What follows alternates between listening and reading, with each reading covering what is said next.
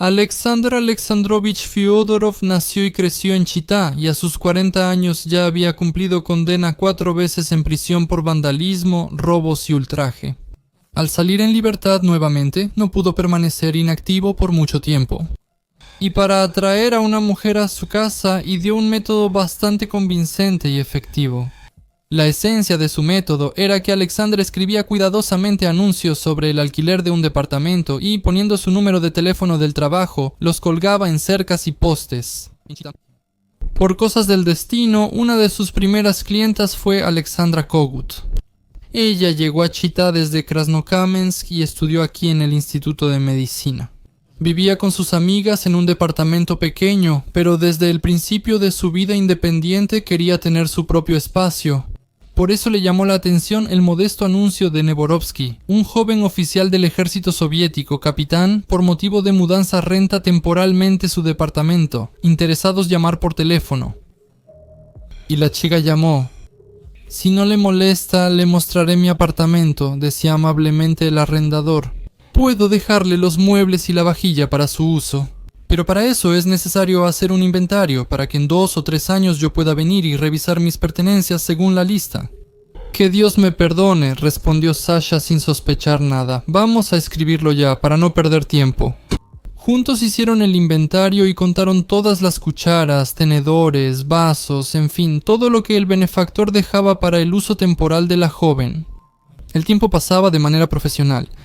Cuando las manecillas del reloj se acercaban inexorablemente a las 12, Alexandra se puso nerviosa. «¿Sí? ¿A dónde te apresuras, querida?», tranquilizaba el dueño. «Ahora vamos a disfrutar un poco del té, discutiremos algunos detalles hasta el final y yo personalmente te acompañaré a casa. Pagaré el taxi, no te preocupes, lávate las manos y ven a la mesa». Cuando Alexandra se acercó al lavabo, abrió el agua y se enjabonó las manos, de repente, amablemente, él la atacó por detrás y le apretó el cuello con una bufanda. El cuerpo de la chica empezó a convulsionar y lentamente cayó al suelo. Después de burlarse bastante del cadáver, el criminal la arrastró de nuevo al baño y la dejó ahí hasta la mañana. Fyodorov comenzó el nuevo día con un asunto desagradable. Sacó un hacha de casa del almacén. A principios de mayo, en el río Itinka, los constructores que estaban levantando un puente notaron unas cobijas colgando en medio del río. A la mañana siguiente, cuando los curiosos constructores desataron la cobija arrastrada hasta la orilla, retrocedieron horrorizados. Dentro de la cobija yacía un torso femenino ensangrentado. A los pocos minutos, la policía llegó al lugar de los hechos, y unos días después, unos operadores militares de comunicaciones, al cavar una zanja profunda, encontraron con sus palas una cabeza y unas manos de mujer. Las amigas de Sasha Kogut identificaron a su vecina desaparecida por esas partes en el departamento. Esa misma noche, los agentes de la policía recogieron todos los anuncios que informaban sobre la renta de departamentos y registraron sus direcciones y teléfonos. Lamentablemente no hubo resultados. No había pasado ni un mes desde lo sucedido, cuando una joven fue encontrada en la calle en estado de inconsciencia. El teniente coronel de la policía, Anatoly Parnitsky, jefe del Departamento de Investigaciones Criminales, se sorprendió por la presencia de un hecho muy importante. La víctima encontrada en la calle y la fallecida Alexandra Kogut tenían en el cuello las mismas marcas azuladas de estrangulamiento. Eran tan idénticas que no fue difícil suponer que se trataba de la obra del mismo criminal. La única que podía arrojar algo de luz sobre este extraño misterio era la propia víctima. Sin embargo, su estado de salud impedía interrogatorios prolongados. Pero tan pronto como, después de un periodo bastante largo, la mujer recuperó el conocimiento y pudo hablar, les contó a los agentes de la policía lo que le había sucedido. María necesitaba un lugar donde vivir, y por eso, al leer en algún lugar el anuncio de un oficial, llamó de inmediato al número indicado. El arrendador determinó el horario, el sitio del encuentro y su atuendo, traje de gala y sombrero. Esa misma tarde lo conoció frente al cine. Impulsivamente le propuso mostrarle el departamento y la llevó a su hogar. La mujer recordó bien que la casa está en la calle Estrella Roja y que el departamento está en el 4º piso. Además de eso, la víctima describió en detalle de memoria la ubicación de la cocina y la habitación, así como los muebles y el ambiente en la entrada. Cuando ella conoció el departamento y ya quería irse, el dueño le propuso amablemente hacer un inventario de todas las pertenencias y luego le sugirió pasar al baño, lavarse las manos y sentarse a la mesa para tomar té. En cuanto abrió el agua y se enjabonó las manos, de inmediato sintió detrás de ella una mirada penetrante. Se volteó bruscamente y vio frente a ella al amable dueño, que le extendía una toalla. Apenas volvió a mojarse las manos, el hombre le echó la toalla al cuello. Después sucedió lo mismo que con Sasha Kogut.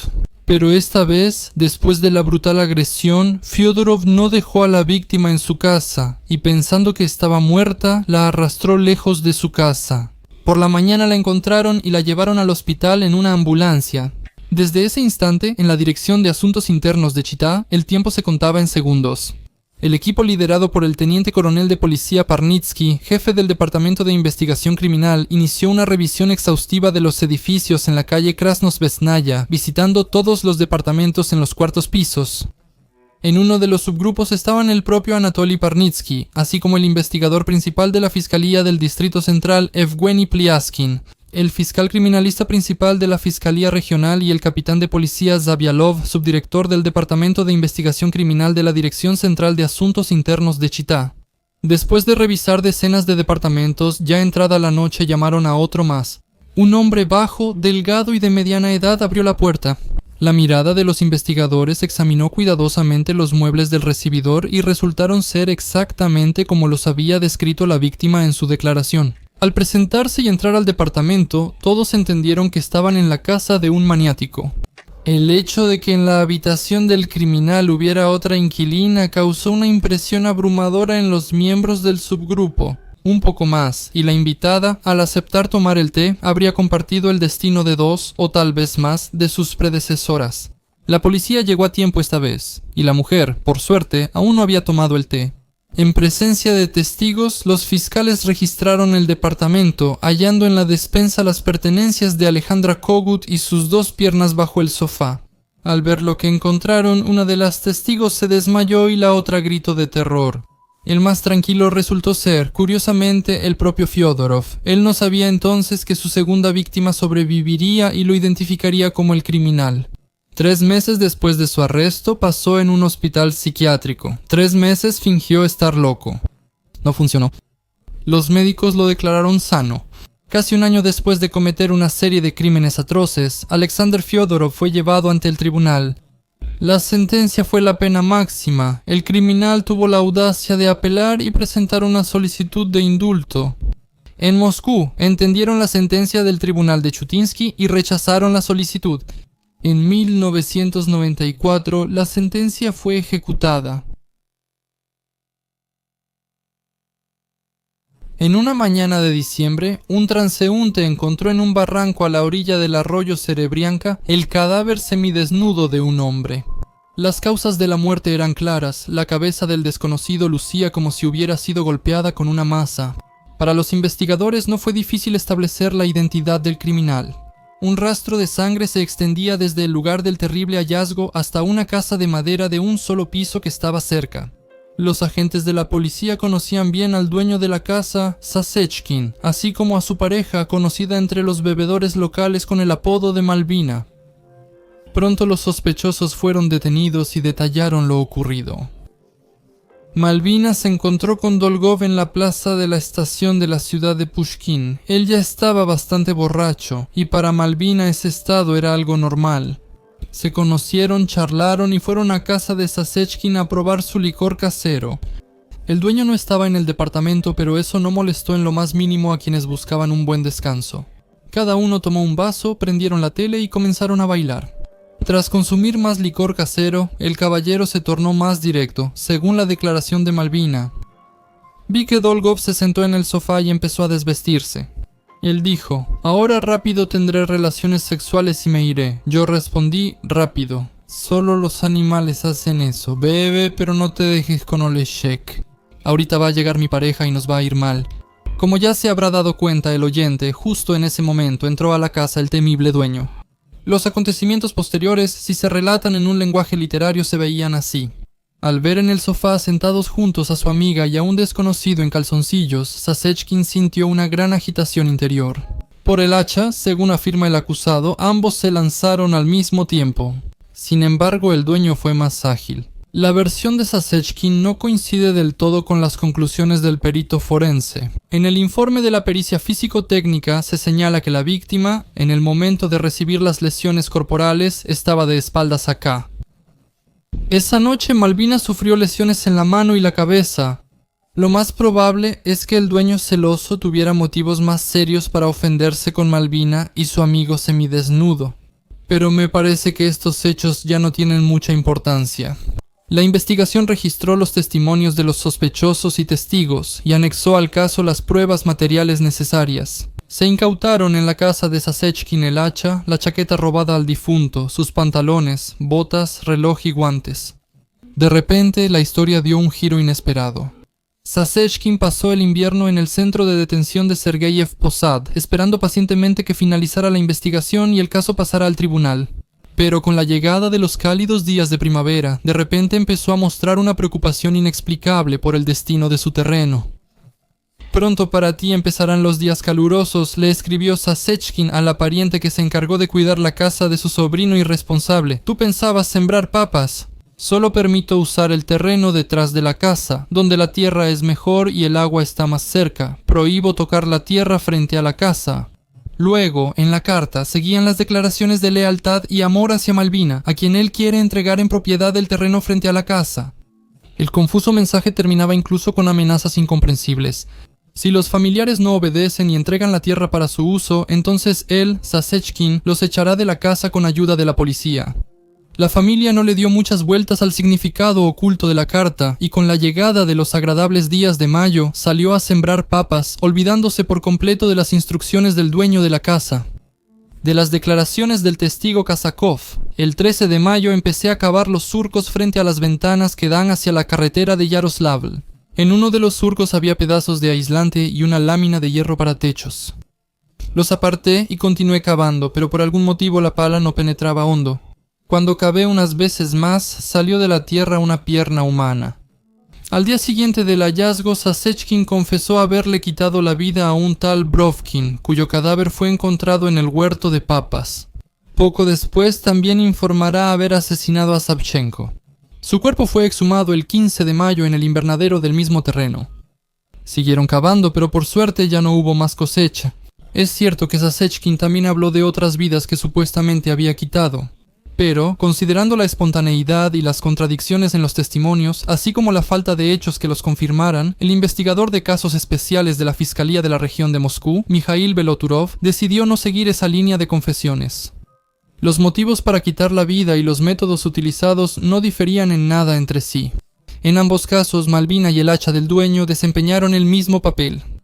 Brovkin, según el sospechoso, ya tenía una relación cercana con Malvina desde hace tiempo. Incluso vivieron juntos los tres en la casa de Sasechkin. Después de otra borrachera y una discusión por celos, el celoso tomó el hacha y le dio un golpe en la cabeza a Brovkin, siendo este el primer asesinato cometido por Sasechkin.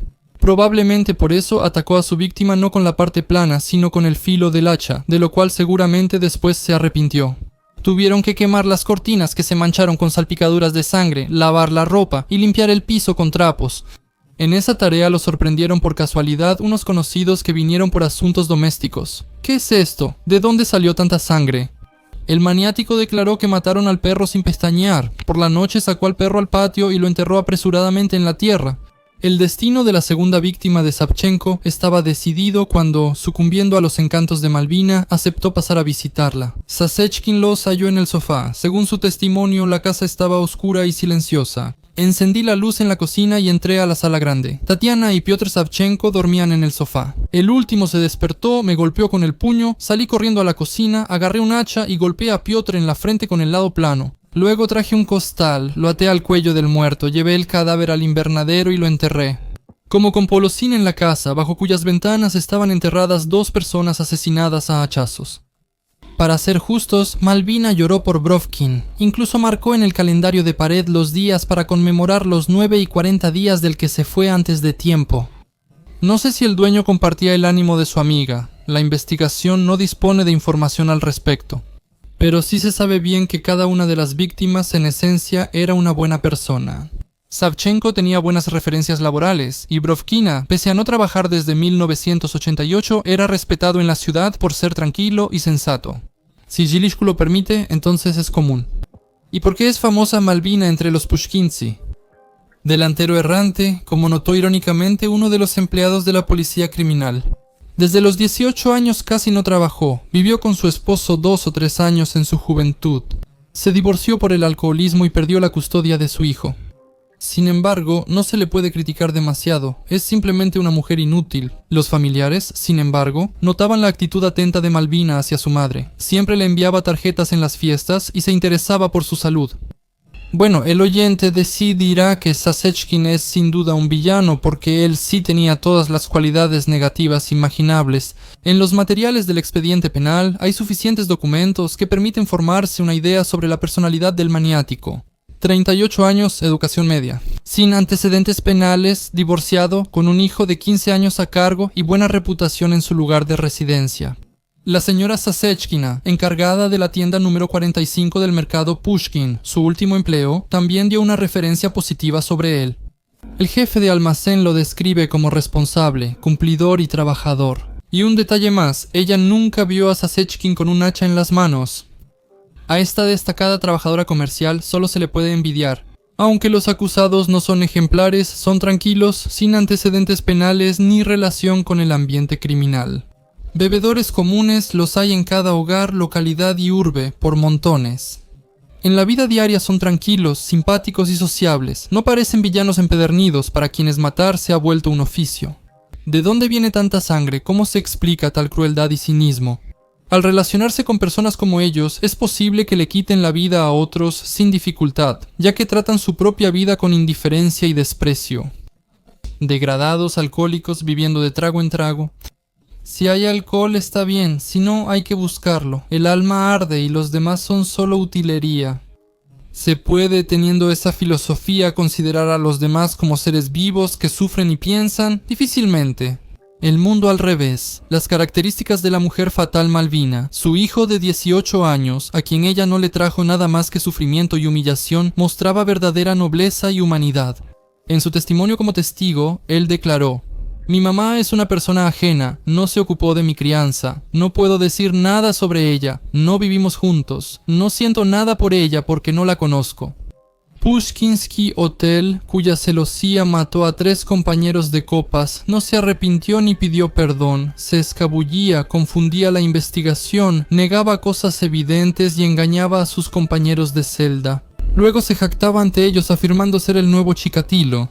Hablar con él provocaba dolor de cabeza, como después de un mal vino, según confesó un detective conocido. Sin embargo, desde el centro de detención, Sasechkin le enviaba cartas de arrepentimiento a su amada, le pedía perdón por todo lo malo y reprochaba al investigador por ser demasiado minucioso al estudiar sus hazañas. Tella se esforzó en vano. Malvina fue liberada de la custodia y, según dicen en Pushkina, Bashmakov.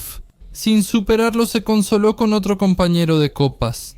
No es difícil adivinar que la dama frívola no pensaba esperar al pretendiente, que por sentencia del tribunal recibió 15 años en una colonia de régimen estricto. El nombre de este criminal no pasará a la historia de la criminología. En la galería de monstruos y monstruitos se encuentran personajes aún más destacados.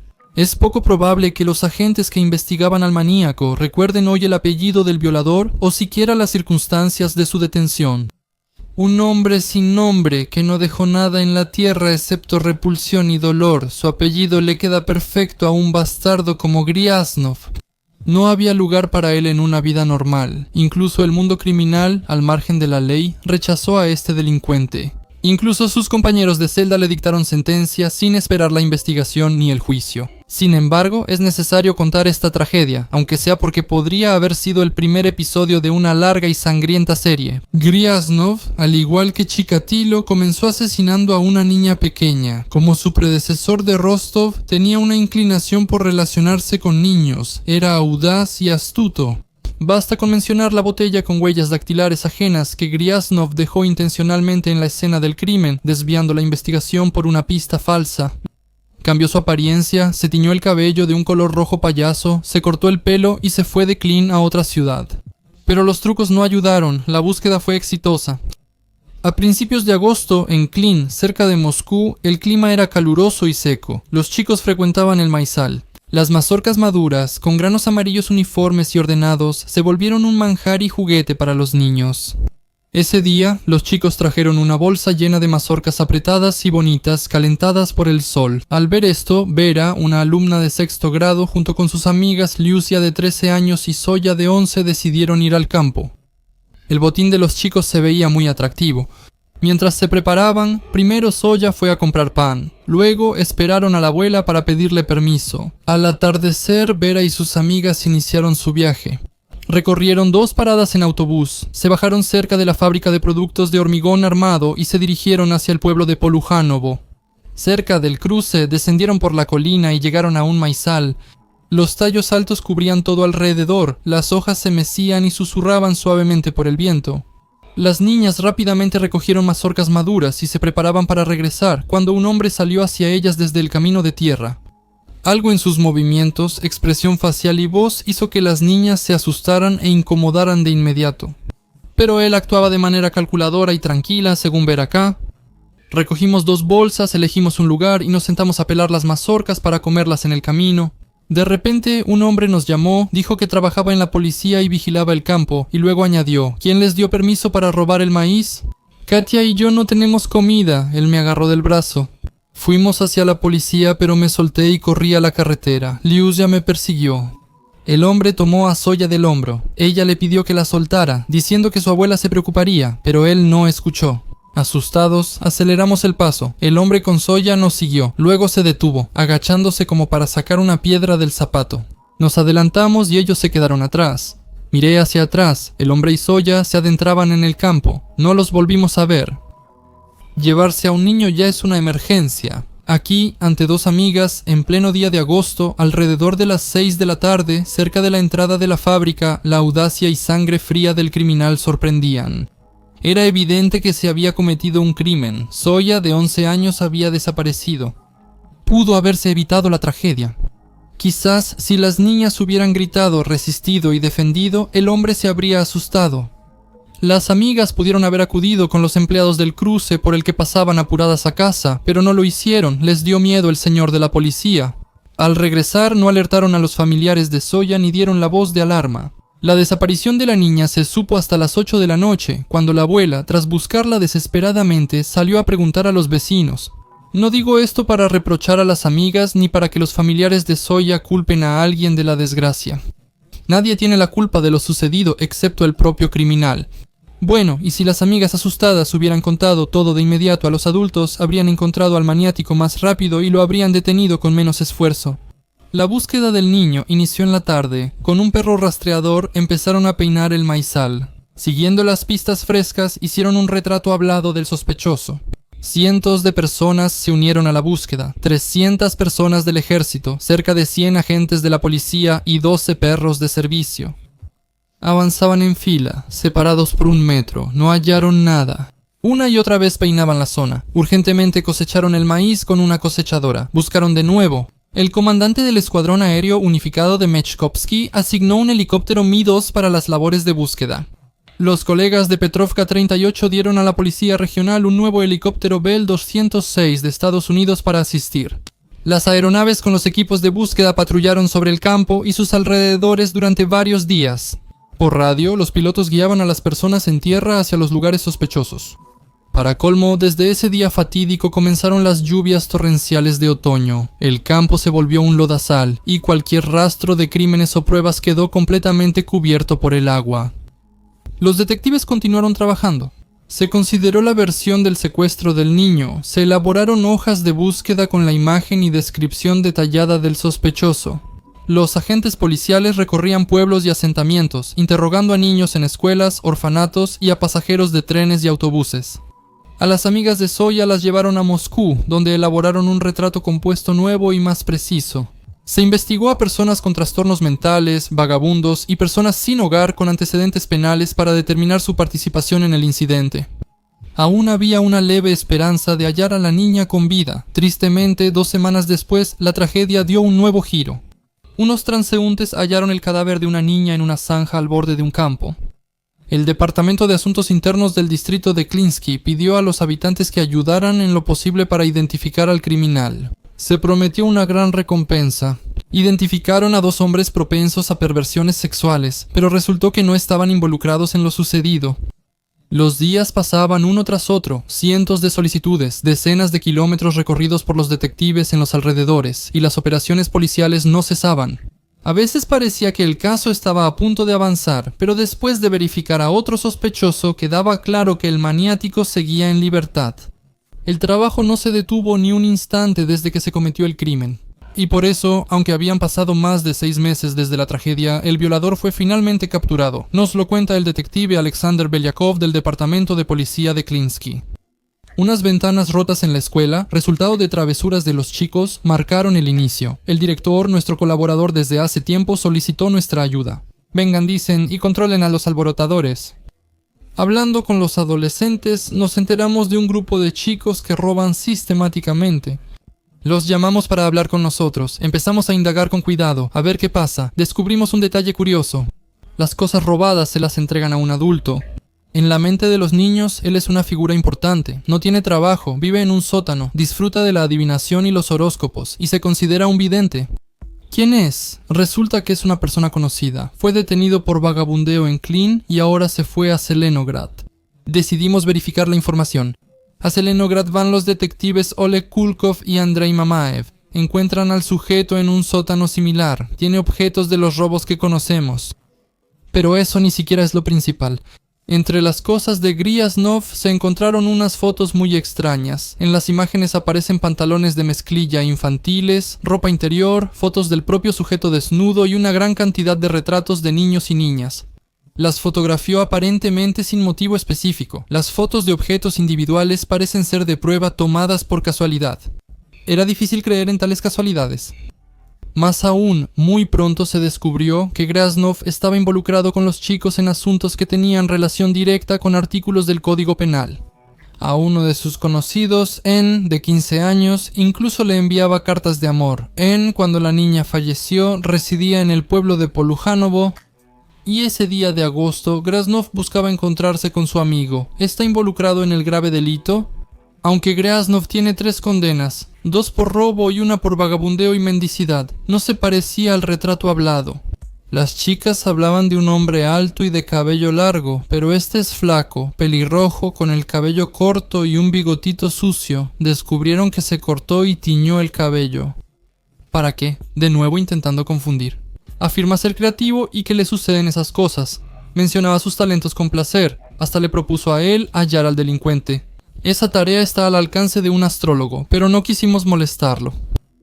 Pronto nos quedó completamente claro que el asesinato lo cometió el propio Gryaznov. Los agentes se acercaron con cautela al evento principal, la identificación del sospechoso por parte de las amigas de Zoya. Para empezar, le propusieron al astrólogo ayudar a encontrar el lugar del crimen. Sin dudar, guió velozmente al equipo de investigación al campo de maíz. Luego hicieron una verificación inusual de su testimonio. Grabaron en video a los compañeros de clase, amigas y por supuesto a las propias niñas. Le mostraron al sospechoso la grabación en video. Sin dudarlo, a la primera señaló a ambas testigos. Y finalmente, el momento decisivo. Las propias niñas reconocen al sospechoso. De repente, puede que no reconozcan a Gryaznov. Después de todo, cambió de apariencia y ha pasado bastante tiempo. Las amigas disiparon las dudas de inmediato. Sin pensarlo, señalaron al criminal. Después de eso, ni siquiera los más cautelosos y escépticos tuvieron dudas sobre la legitimidad de las acusaciones. Vi a Gryaznov 2 semanas después de su arresto. Las paredes descuidadas de la celda del centro de detención de Klin, donde conversamos, coincidían con su aspecto. Es evidente que las condiciones en el centro de detención no son como un hotel de lujo, pero ese no es el punto. Sobre personas como Gryaznov se dice, Dios marca al bribón. Nervioso, con ojos que se mueven de un lado a otro y extremidades que se agitan al hablar, con una expresión constantemente asustada y miserable en el rostro. Así fue como vi al astrólogo. Se quejaba de las humillaciones de sus compañeros de celda, de sentirse mal y de dolores de cabeza, pero sinceramente no me provocó lástima alguna. No negaba ni confirmaba haberle quitado la vida. Todo está mal, recuerdo, Barmatalon, evita mi mirada, niña de maíz, y luego algo me cegó, un zumbido en la cabeza, volví en mí y ella ya no respiraba. Me asusté y huí. El forense determinó que la niña murió por asfixia, es decir, fue estrangulada.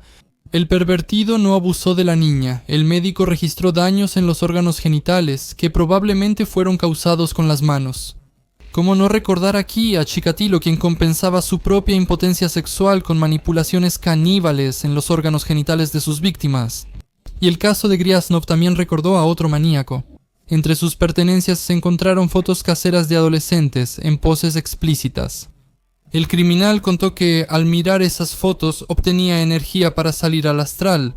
El sádico Slivka, que desmembraba a los pioneros frente a la cámara, explicaba sus acciones de manera similar. Grababa la agonía de los niños para luego regresar una y otra vez a esos momentos placenteros. Griasnov también solicitó que le trajeran sus libros preferidos, Diplomacia de Ludovico y El intérprete de sueños. Él tiene sueños interesantes y desea interpretarlos. Días después, oí que hallaron a Griasnov ahorcado por la mañana. Es la versión oficial. El criminal no esperó la dura sentencia del tribunal y se quitó la vida. Ese final de la historia le convenía a todos. ¿Y cómo fue en realidad? ¿Se puede saber? En la diminuta celda, donde a veces por la falta de espacio los reclusos tienen que dormir por turnos, no hay suficientes lugares en las literas. Sin que los demás lo noten, trenzar una especie de cuerda con jirones de tela, hacer un lazo y atarlo a una barra resistente. Supongamos que eso se logra, pero ¿cómo ocultar a los demás los jadeos y las convulsiones? Ni siquiera una persona con una voluntad de hierro podrá irse silenciosamente de este mundo. Ningún sueco es capaz de controlar su propia agonía. Los compañeros de celda presenciaron la preparación y la ejecución. ¿No sería más simple asumir que los compañeros de celda de Griasnov dictaron su sentencia? Es bien sabido cómo en el mundo criminal tratan a los corruptores, violadores y pervertidos. A esos reclusos los convierten en pasivos, los humillan, los violan entre todos en la celda, convirtiéndolos en seres acosados que han perdido toda dignidad humana. De eso no te salva ni tu propia fuerza ni las autoridades de la prisión. Tras el alambre de púas de las celdas rigen sus propias leyes y juicios. Por cierto, hablando del juicio, difícilmente a Griasnov le amenazaba la pena máxima. Sería más lógico esperar una condena de 15 años de prisión. Esto significa que después de 8 o 10 años de buen comportamiento, lo cual es común para ese tipo de reclusos, existe la posibilidad de ser trasladado a una colonia o incluso recibir una amnistía. Aquellos familiarizados con las estadísticas legales conocen la realidad de esas perspectivas, especialmente los presos. Por eso, muchos violadores, especialmente aquellos que abusaron de niños, no llegan vivos al juicio. Su sentencia se les dicta en la celda. Así terminaron su vida el líder de la banda de Kashira, Smijan, el maníaco y criminal de Lyubertsy, Kryushkov, y el corruptor de Solnechnogorsk, Chernik. Un detective conocido de la policía de Moscú contó cómo milagrosamente lograron salvar a un detenido en Moscú por una serie de ataques a niños, el pervertido Sosiedi, de sus compañeros de celda en Matroskaya Tishina. Primero lo usaron a fondo, dando rienda suelta a su abstinencia forzada y a su propia imaginación, y luego le dieron un pedazo de hoja de afeitar. Tienes hasta el amanecer. El detenido, desangrándose en el suelo, fue visto por casualidad por el guardia de turno al mirar por la mirilla de la celda. Lo reanimaron en la enfermería de la prisión y lo trasladaron a otra celda, pero eso difícilmente cambiará su destino. El fantasma de Chikatilo, a quien recordaron algunos detalles del crimen de Griasnov, apareció ese mismo año de 1993 en otra ciudad de la región de Moscú, Pushkino. Es absurdo comparar al maníaco local con el monstruo de Rostov. La audacia y sangre fría con las que enviaba a la gente al otro mundo le trajeron fama y el respeto de los vecinos hacia el centro de detención preventiva. El hombre estaba sentado, apoyándose pesadamente sobre la mesa. No escuchó cuando se cerró la puerta de entrada, ni vio cómo apareció en el umbral un hombre que no se mantenía muy firme en pie. «Así que viniste, parásito, ¿no tuviste miedo?» «No importa, ya no le temerás a nada», pensó el recién llegado y con cuidado de no asustar, retrocedió hacia el pasillo. Poniéndose de puntillas, buscó en el altillo y con las mismas precauciones de no hacer ruido, de no sonar nada. Sacó de ahí un hacha bien afilada, la sostuvo firmemente con ambas manos, se acercó al hombre que aún no sentía que su hora final había llegado y, de un golpe fuerte y certero, descargó el hacha sobre el cuello del que estaba sentado. Al mirar lo que había hecho, el que había quitado la vida hizo un gruñido de satisfacción, apoyó cuidadosamente el hacha contra la pared y salió del departamento. Oye, Grigorich, lo maté a hachazos, le informó tranquilamente a su vecino. ¿A quién mataste? ¿Dónde? ¿Qué dices, Ivanich? ¿Necesitas descansar? Maté a hachazos a mi hijo, Alexander, respondió tranquilamente el criminal y volvió a arder de odio. Lo advertí, tenía que obedecer a su padre. A sus 55 años, Vladimir Ivanovich Bartashevich tenía el puesto de ingeniero economista en una de las empresas de la capital, y la reputación de ser una persona difícil, no por su peso o figura de oso, sino por su carácter. Sin embargo, Vladimir Ivanovich no se consideraba una persona difícil, sino un hombre de principios. Sus principios eran tan firmes como los rieles del tren. Llegar y salir del trabajo a tiempo, participar activamente en las reuniones del partido y profesionales, condenar a los holgazanes, borrachos y ausentistas, apoyar y poner en práctica la política del partido y del gobierno, mantener en orden y disciplina a su esposa e hijo para que cada cuchara, cada objeto estuviera en el lugar estrictamente determinado por él, Vladimir Ivanovich, dentro del departamento. Beber con amigos y vecinos en días festivos, pero con moderación, acompañado de buenos aperitivos y una charla amena. La verdad no noté, Bartashevich, que el papel principal en estas conversaciones empezó a pertenecerle a él con más frecuencia. Los vecinos bebedores, aunque molestos por dentro, se veían obligados a escuchar con humildad los discursos inteligentes del vecino erudito. No, a ese parásito de Gorbati hay que colgarlo en la primera rama que encontremos, meterle una estaca de álamo por donde más le duela. Ese desgraciado vendió el país a los capitalistas, lo destruyó todo, pero eso sí, se construyó una casa de campo en Suiza para él. Pronto nos van a comprar a todos con todo y tripas, y vamos a trabajar por centavos bajo su vara de goma, decía Bartashevich una vez más. Como si tú no hubieras trabajado por centavos también para los comunistas. 140 al mes, 10 de bono y un diploma de honor. Y hasta le tenías miedo a decirle algo a los jefes. Una vez te atreviste a dar tu opinión.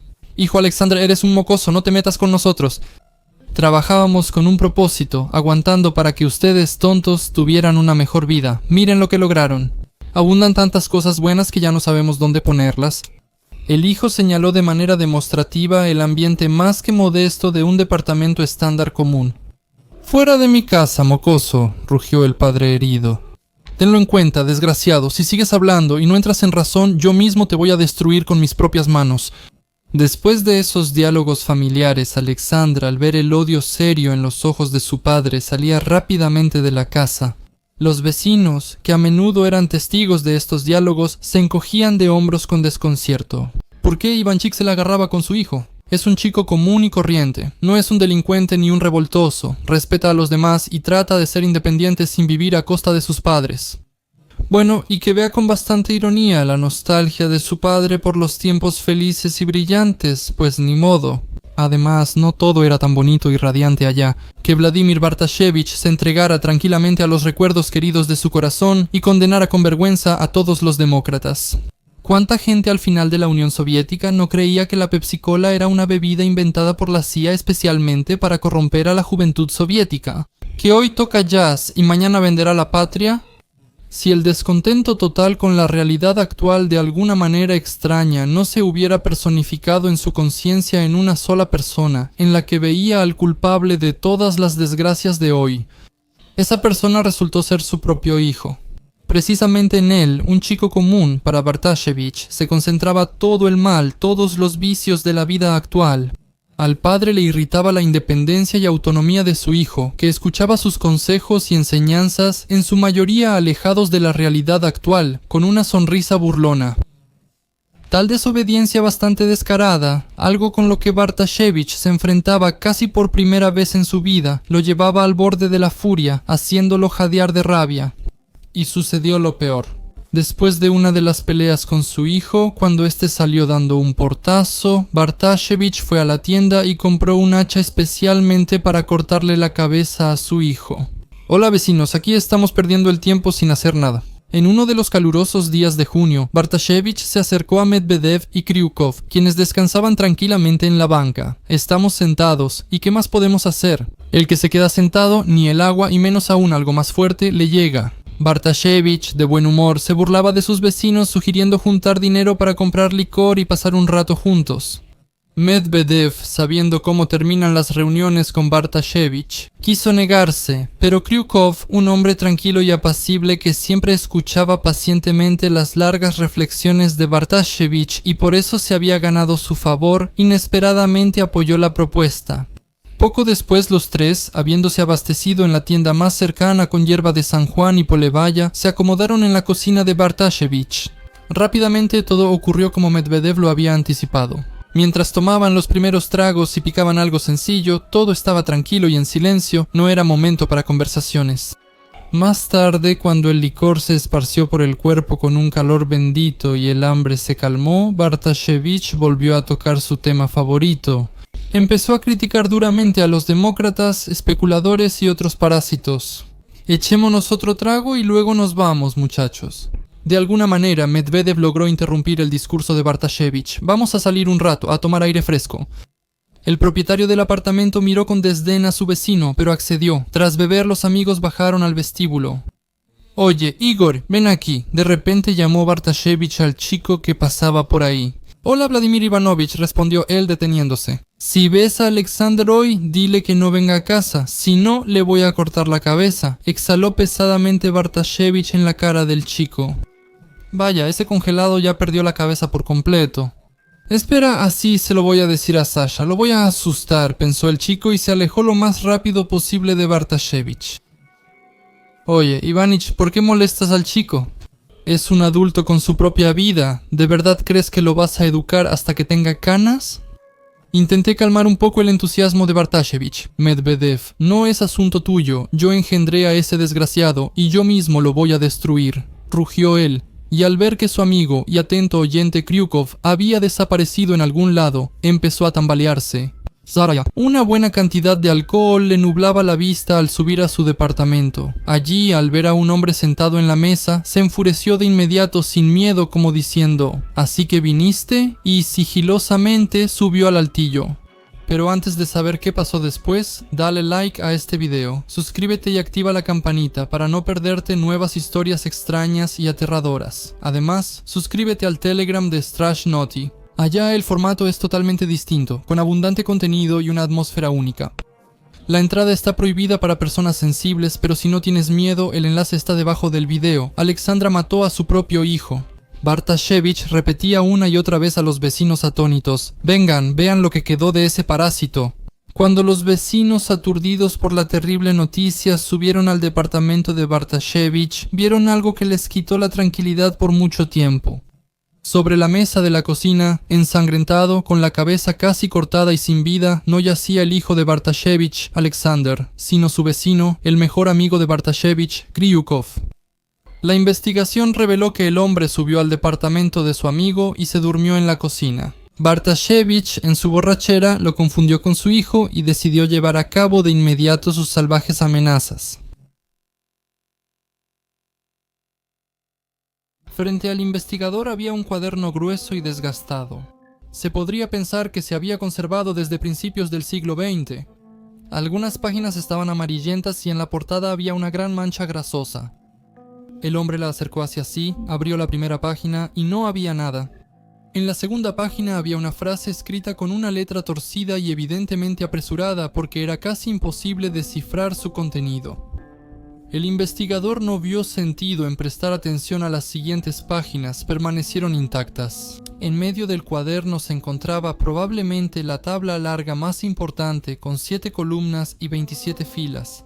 Se dibuja una así en las clases de historia para visualizar claramente eventos de gran magnitud. Un interés especial despertaron las letras que llenaban la tercera columna, una P mayúscula, una P minúscula, una N mayúscula. En la siguiente columna también había letras, la R se alternaba con la T. El hombre se pasó pensativamente la mano por la frente sudorosa. ¿Qué significa todo esto? Durante el interrogatorio, Vadim Ershov, dueño del misterioso diario, explicó con rostro imperturbable. La P mayúscula significa que lo hizo con un cuchillo, la N mayúscula significa que el cuchillo era de cocina, la P minúscula que lo mató a golpes con las manos o con un palo. La R y la T son elementales, R es herida, T es cadáver. Krasnoyarsky. Chikatilo anotaba meticulosamente los detalles de sus crímenes en este cuaderno. En la primera columna escribía con orgullo el número de orden de la víctima, en la segunda la estación del año del ataque, en la tercera los métodos o armas empleadas, en la cuarta el tipo de lesión y en la quinta el sexo de la víctima. Las últimas columnas contenían información no menos importante sobre los crímenes, en qué lugar y en qué año fueron cometidos. Casi 3 decenas de nombres, 3 decenas de destinos, de los cuales la mayoría fueron arruinados irremediablemente. Y todo esto pesa en la conciencia de una sola persona, o mejor dicho, no de una persona, sino de una bestia. Así fue como apodaron a Vadim Ershov. La primera línea en la sangrienta lista del maniático nos remite al año 1991. Lejano Oriente, paredes frías, barracas, todos dispersos por las habitaciones. Solo el joven de 18 años, Ershov, está de pie apoyado contra la pared, escuchando atentamente. Ahí está su agresor, uno de los que practican la dedovshchina. Sale del dormitorio y con una sonrisa sarcástica camina por el estrecho pasillo. El ladrillo en las manos de Ershov ya se ha calentado por la tensión creciente. Momentos después, Ershov apuñala al compañero de trabajo que tanto odiaba. Las últimas gotas de resentimiento estaban en la punta del cuchillo. La hoja terminó el asunto. El compañero resultó gravemente herido, pero sobrevivió. Después de ese incidente, nadie en el ejército se atrevió a burlarse del antes humillado Ershov. Poco después, desertó por completo. En la segunda fila de la tabla destacaba la edad de la víctima, 16 años. Orilla del río Yenisei, primavera, canto de un pájaro y susurro casi imperceptible de pétalos de flores ribereñas, interrumpidos por pasos medidos. Al frente, ligera postura con tacones pequeños. Una joven estudiante camina por el colegio técnico local. Detrás de ella se oyen los pasos pesados de una persona con botas masculinas. Este es Vadim Ershov. Él ataca a la chica por detrás, la arrastra hacia unos arbustos cercanos y comete un abuso contra ella. Aturdida, asustada y deshonrada, la chica sobrevive teniendo suerte en ello. La tercera línea de la tabla criminal ya pone la piel de gallina. En lugar de la letra R aparece la T. La primera víctima de Ershov. 28 de junio de 1992, las afueras de un establecimiento de comida en Krasnoyarsk. Una de sus empleadas, una mujer de 42 años. La jornada laboral terminó y ella, con sus colegas, se dirige a casa. A mitad de camino se separan. Cada uno va hacia su casa. Es precisamente a esta mujer a quien ataca la bestia. En sus ojos inyectados en sangre hay lujuria, ira y poder. Ershov alcanza a la víctima y comete un acto de abuso, a pesar de que puede haber testigos cerca. Después de lo que hizo, golpea a esta mujer con un palo, la golpea sin notar a nadie ni nada. El resultado de este brutal ataque, como era previsible, es la muerte de la víctima. El asesino no intenta ocultar el cuerpo, solo lo cubre con una malla de ramas secas y delgadas. En el desafortunado cuaderno aparecen diversos nombres, lugares, fechas y letras, uno tras otro. Ya hay muchas más letras T que al principio. La impunidad solo alimentaba el deseo de Ershov. En su tabla aún faltan 40 filas, en las que deberían reflejarse datos sobre los asaltos cometidos por el maniático. Una vez, incluso resultó herido un agente de policía que intentó detenerlo. Ershov no se fijaba en los transeúntes eligiendo algún tipo específico de apariencia, edad o género. Él cazaba a personas de todas las edades y géneros, a menudo con el objetivo de obtener algún beneficio. Bolsos, joyas, especialmente carteras, todo eso, después de la brutal masacre de las víctimas, se convertía en propiedad del maniático. Al revisar los números, letras, palabras y frases, los policías quedaron horrorizados. Como una de las víctimas en la tabla se mencionaba a Ania Boronina, de 13 años. La historia de esta niña ya les era bien conocida. La golpearon varias veces con un palo y luego la apuñalaron con un cuchillo hasta que murió. También había señales de abusos. El asunto es que por el crimen cometido contra Ania, antes arrestaron a otra persona completamente diferente, un joven de 17 años llamado Igor, que estudiaba con ella en la misma escuela. Resultó ser injusto. Después del escándalo que estalló, Igor fue liberado del centro de detención preventiva y sus padres recibieron como compensación 14 millones de rublos. Varios agentes de la policía fueron castigados por semejante error imperdonable. Además del caso de Ania Boronina, había otros dos en los que otros hombres figuraban como presuntos delincuentes. En la tabla, cuyo contenido pone la piel de gallina, falta una línea más, la última. En ella debe señalarse lo siguiente: 29 de octubre de 1995, entrada de un edificio residencial en Krasnoyarsk. Una adolescente de 16 años vuelve a casa. Un sospechoso desconocido la sigue subiendo las escaleras. Durante una visita a una casa, se enfoca particularmente en la joven universitaria por algún motivo. De repente, él la ataca por detrás, la agarra del cuello e intenta quitarle la cadena de oro. La chica se resiste, grita, intenta empujar al agresor con las manos. Sus súplicas de ayuda se escuchan incluso hasta la puerta de su propio departamento. Afortunadamente, en el descanso del último piso, dos hombres notan que algo anda mal y se dirigen hacia Ershov. Él se defiende de ellos con un cuchillo. Los gritos también los escucha la vecina del departamento que está junto al de la víctima. Ella corre a ayudar con un extintor en la mano. Con un solo golpe, Ershov, que no reaccionó a tiempo, ya está tirado boca abajo a los pies de la valiente mujer. Según otra versión, el trágico desenlace que pudo haber tenido este repentino ataque a la joven fue evitado por sus familiares. Cualesquiera que sean los detalles de lo sucedido, lo principal es que todo salió bien. Aquí bajo la tabla es oportuno escribir el anhelado fin. Fue en ese día de otoño cuando la policía logró sorprender al maníaco que por años había aterrorizado Krasnoyarsk y lo llevaron a la comisaría de Zeleznodorzhny. El detenido se negó a declarar, improvisó sobre su apellido y al final incluso afirmó que solo era un vagabundo y que deambulaba sin rumbo por la ciudad. Posteriormente confesó y se reveló su verdadera residencia. En el departamento de Ershov se hallaron las herramientas del crimen, incluyendo 2 cuchillos que el detenido llamó plumas, así como pasaportes y pertenencias de las víctimas, una chaqueta y unas botas. Un maniático declaró con placer evidente que después de cada ataque buscaba artículos recientes sobre él en los medios, leía periódicos y veía televisión. Después, se dirigía al lugar del crimen desde una distancia lejana, como si se pusiera en el papel de un simple testigo. Observaba cómo los agentes trabajaban arduamente, sudando la gota gorda para encontrar aunque fuera alguna pista. Después de la detención de Ershov, salieron a la luz algunos hechos de su biografía. Vadim nació el 15 de febrero de 1973 en el pueblo de Rechnoe, ubicado en la región de Kirov. El padre del niño padecía esquizofrenia, la madre no tenía trastornos mentales, pero aparentemente mostraba algunas peculiaridades en su conducta. Llevándose a su hermana menor, ella se fue de la casa, dejando a Vadim al cuidado de su padre enfermo, quien poco después se suicidó. Posteriormente, el joven Ershov se reencontró con su madre y hermana y se trasladaron al pueblo de Primorsk, donde finalizó sus estudios secundarios. Los maestros hablaban muy bien del chico, apreciaban su carácter dócil y tranquilo y realmente admiraban el talento literario que Vadim había demostrado. Escribía composiciones brillantes, le gustaba filosofar y creaba textos analíticos completos sobre diversos temas. Sin embargo, al final de su educación escolar, empezaron a aparecer señales preocupantes en el comportamiento de Ershov. Comenzó a maltratar animales y provocar incendios. Casi la tríada de MacDonald, que ayuda a identificar a los delincuentes especialmente peligrosos por las características de su comportamiento en la adolescencia. Ershov es realmente un criminal sumamente peligroso, como lo demuestra la crueldad de sus delitos. Uno de los investigadores directamente involucrados en su caso recordaba: tuve la impresión de que él quitaba vidas para ocultar las huellas de sus crímenes, abusos y robos. Como si estuviera lavando los platos. Una bestia, eso es lo que es, crímenes puramente bestiales. Además, al hacerse adulto, Ershov experimentó muchos fracasos en sus relaciones con mujeres.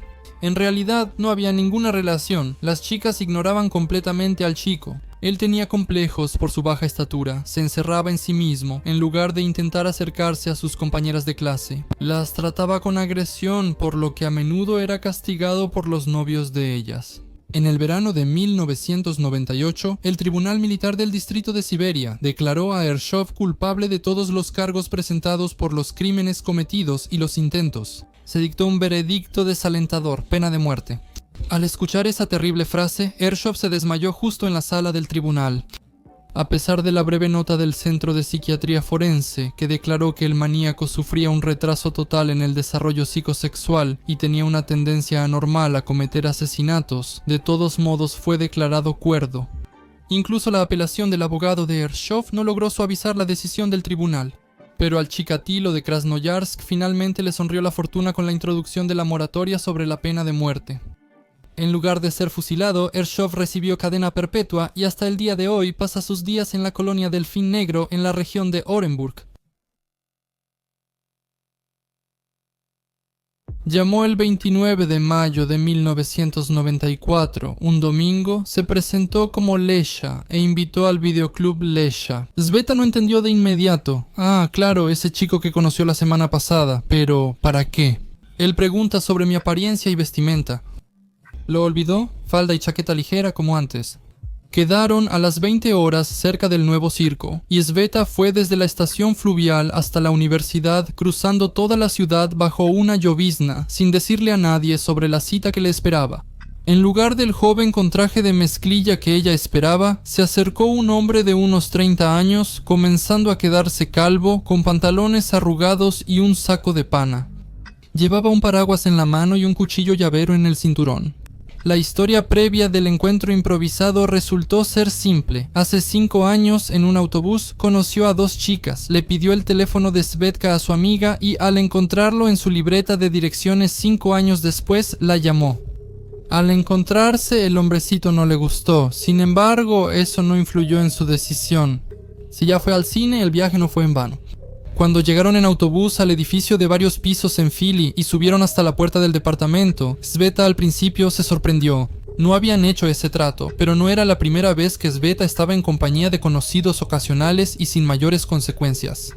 Dudando un momento, entró al largo y oscuro pasillo. No hagas ruido, advirtió el dueño. Mi abuela enferma está en el cuarto contiguo, ¿la despertarás?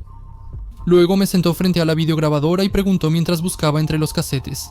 Eran películas eróticas, de acción y detectives. A Sveta le encantaban las de terror. Puso un thriller de ciencia ficción llamado La criatura en la canasta.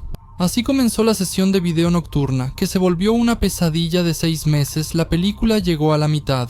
De repente, unas manos fuertes la sujetaron por detrás, un imponente cuchillo brilló ante sus ojos y se clavó dolorosamente en su cuello. Desvístete. Despertó en el baño, completamente desnuda y atada de manos y pies con una delgada cuerda de nylon. ¿Cuánto llevaba ahí? ¿Un día, una semana, un mes? Sus recuerdos eran confusos. Aquí está el nuevo conocido obligándola a tragar un puñado de pastillas blancas y verdes para el embarazo, explicándole brevemente. Ahora, él está con una jeringa. Luego, justo encima de ella, completamente desnudo, y ya siente cerca de su rostro la respiración agitada de un animal. Sveta no sentía ni dolor, ni repulsión, ni miedo. Tal vez eran los tranquilizantes con los que su agresor la había llenado, o tal vez se había quemado el fusible interno salvando su cuerpo de la autodestrucción. Los actos sexuales se convirtieron en un procedimiento obligatorio de su convivencia diaria. A sus 19 años, Sveta no era puritana, pero hasta ahora nadie se había atrevido a hacerle algo que ella no quisiera. A veces él la castigaba por algún ruido accidental o por preguntas tontas como ¿por qué me tienes aquí? La golpeaba en el pecho, le arrebataba la escasa comida que servía como desayuno y cena, consistente en una sopa aguada que traía la anciana. Ella trabajaba en el hospital y no estaba postrada por una enfermedad en la habitación del fondo. El dueño no dejaba entrar a nadie, así que la olla con la comida la dejaban con los vecinos. La versión del encierro, según Lesha, era así. Unos amigos de Sveta perdieron mucho en las cartas y sus oponentes pusieron condiciones, o el dinero o la vida de alguien. Por ejemplo, Lesha de Sveta. De esta manera, él actuaba como un noble salvador que protegió a la chica de una represalia inevitable. La rehén, por supuesto, no creyó ni una sola palabra, aunque tampoco intentó liberarse. Las ataduras eran muy fuertes. La puerta del baño estaba asegurada con un palo resistente, y no era posible inundar a los vecinos de abajo para así dar señales de su presencia. El precavido Lesha había quitado todas las válvulas de los grifos. Gritar no tenía sentido. La radio, que funcionaba a todo volumen durante las raras ausencias del dueño, ahogaba cualquier sonido extraño. La rutina diaria de este hombre extraño y aterrador carecía de variedad. Pasaba toda la noche sentado frente al televisor o escuchando música. El costoso equipo importado contrastaba fuertemente con el pobre ambiente del departamento, lleno de trastos y cubierto por una gruesa capa de polvo. Se acostaba al amanecer y para la prisionera iniciaba un corto y turbulento descanso. Al mediodía, incapaz de soportar el silencio y el frío otoñal del que no la protegían las prendas raídas en el fondo de la bañera, ella pensaba seriamente en el suicidio. La cuerda en sus muñecas estaba floja. Esto se hizo para que Sveta pudiera servirse el guiso por sí misma desde la espalda con una cuchara especial curva, que con cierta habilidad bien podría servir como soga para ahorcarse. Pero la prisionera aún no se atrevía a dar el último paso, aunque sus fuerzas para soportar estaban al límite. Y entonces recurrió a la experiencia de transmitir pensamientos a distancia. A veces, Lesha le ordenaba que le dictara en la grabadora la enseñanza sobre la telepatía, una pila de hojas mecanografiadas que estaban tiradas en la silla, para luego escuchar la grabación en soledad. Como señaló Sveta, él se sentía especialmente atraído por lo místico y lo oculto. Ella repetía mentalmente con insistencia: «Despiértate ya», y el torturador realmente se despertaba. Pero es mejor cualquier acción, aunque sea repugnante y humillante, que el escalofrío de un cuerpo desnudo y agotado y la penumbra opresiva de una habitación estrecha. Cuando la comida habitual para dos no era suficiente, él bajaba al patio a buscar algo, disparaba con su rifle de aire comprimido a gorriones, palomas y cuervos. Una vez incluso trajo una lavandera muerta. Tras cocer la carne, el cazador la guardaba para sí. La niña se conformaba con huesos, sobras y a veces manzanas podridas o papas con gusanos. Una vez, él desenterró de un montón de trapos un viejo suéter de lana, lleno de agujeros de polilla, y la obligó a recoger y comerse las larvas de los insectos. A la pregunta desconcertada de para qué, explicó con aire de experto: vitaminas. El poco frecuente entretenimiento de Sveta consistía en dar masajes, que Alexei adoraba mientras veía la televisión. Entonces él la llevaba a la habitación con los ojos vendados, se sentaba en el suelo y reía de forma desagradable, especialmente si transmitían KBN. Para entonces ella había aprendido a elegir una tela más delgada, así que veían televisión juntos. A finales de noviembre, Lesha anunció algo con lo que ella ya había dejado de soñar. «Te dejaré ir a casa, pero primero escribirás una nota diciendo que me debes $7,900. También puedes decir que conociste a alguien y tuviste una relación para explicar tu ausencia. Si vas a la policía, mataré a toda tu familia». «Gracias», fue lo único que pudo responder la chica, sabiendo lo importante que era para él que le hablaran con cortesía. De pie en la parada del autobús, con unos harapos impensables y unos zapatos masculinos pesadísimos sin calcetines. La ropa de la rehén él la vendió. Sveta pidió una ficha para el metro. «Te acercas al inspector, le dices que estás desempleada y así te dejarán pasar», le aconsejó el benefactor. Y de repente, con un tono completamente diferente: «Así te enseñé a amar la libertad». Sveta solo asintió al ritmo de la última recomendación. «¿Y quieres que sea tu hermano mayor?», decía él. «Me invitarás a tu casa y prepararás pollo, chucrut y por supuesto pastel de chocolate». Un sueño salvaje e increíble. En casa no la reconocieron por cansarse de esperar. Su tío la confundió con una vagabunda y su perro favorito, Rem, le ladró furioso y luego la evitaba. Durante 2 días, Sveta dejó de ser la chica vivaz que desapareció al final de la primavera. Su cabello se caía a mechones y sus piernas no le respondían por largo tiempo. En 26 semanas de hambre perdió tanto peso que su amiga de la misma edad podía cargarla en brazos hasta el 3er piso sin problema.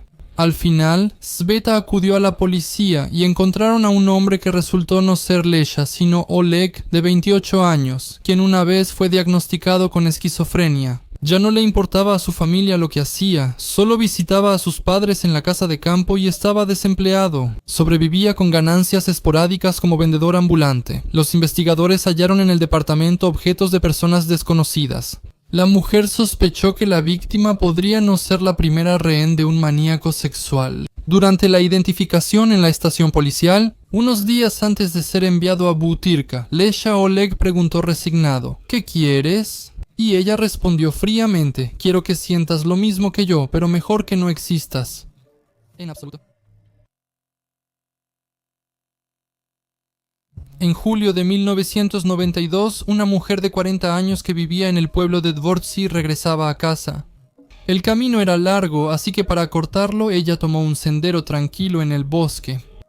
De repente, un hombre salió de entre los arbustos y se le apareció de frente. Se podría pensar que seguiría su camino, pero el desconocido se abalanzó sobre la mujer y le puso un cuchillo en la garganta.